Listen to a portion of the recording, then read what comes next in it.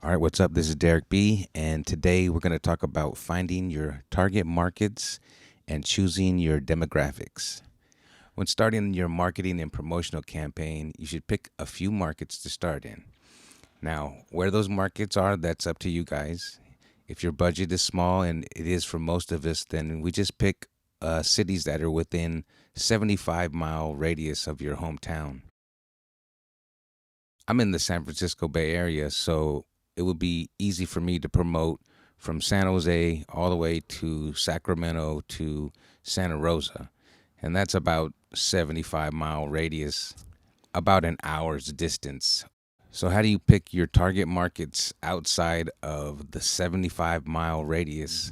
There's a few ways to do this. The first way I would recommend, and a lot of artists hate doing this, but it's a necessary evil. You're going to have to compare yourself and compare your style to a few other artists that are kind of like you stylistically.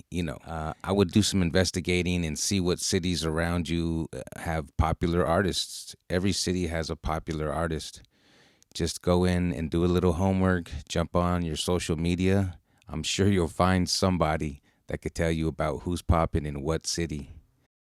Generally, cities outside of the big cities get overlooked. So for San Francisco, you could also do Oakland, San Leandro, Hayward, Berkeley. There's tons and tons of cities in the Bay Area, in my region here. So you don't necessarily have to pick the big cities in your market, but there are a bunch of cities that support that big city. These smaller markets have less competition, so you generally will get possible gig bookings and performances in those cities when they do shows. So, when choosing your target markets outside of your 75-mile radius, make a list. Your top five, top 10. For me, for a West Coast artist, it could look like this. We can go San Diego, Bakersfield, Los Angeles, Las Vegas, and the Bay Area. These are easy places that you can drive to from each other. Real cost effective to pick cities that are easy to get from one to the other and circle back. You should only pick markets that you'll be hiring a street team in, performing shows, and doing in store meet and greets. Street team is a person or company you hire in that market that is basically your representative when you're not there. So they're passing out flyers for you, they're putting up posters, they're talking to store owners. Maybe they're setting up a meet and greet at a local shoe store or local clothing store. Hopefully, it's a local radio station. That's the best. But anything is good, and that's something that a street team handles for you guys. A meet and greet is basically you setting up a table in a shop and signing autographs, talking to people. Pretty much, it is what it sounds like. You're meeting new people and they're just getting to know you. Some of them are going to want to take pictures with you, some are going to want to get your autograph. They're going to assume you're already famous because why would you be set up at this shop? So it's a good tool to use in store meet and greets, and you just find local stores that are willing to have you for a little, maybe 2 hour pop up, and you promote it on your social media. Now, if you had a big budget, then you would do like a West Coast campaign.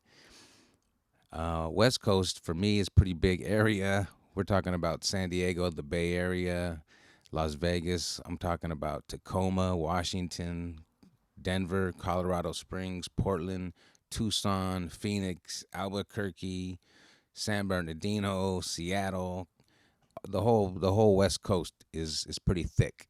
So if you have a big budget, then you choose these markets to promote in and hire your street teams. You do your meet and greets and you do your performances there, all in support of your project.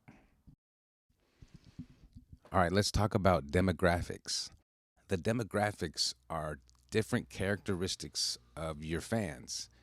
How old are they? What regions, cities do they live in? What states?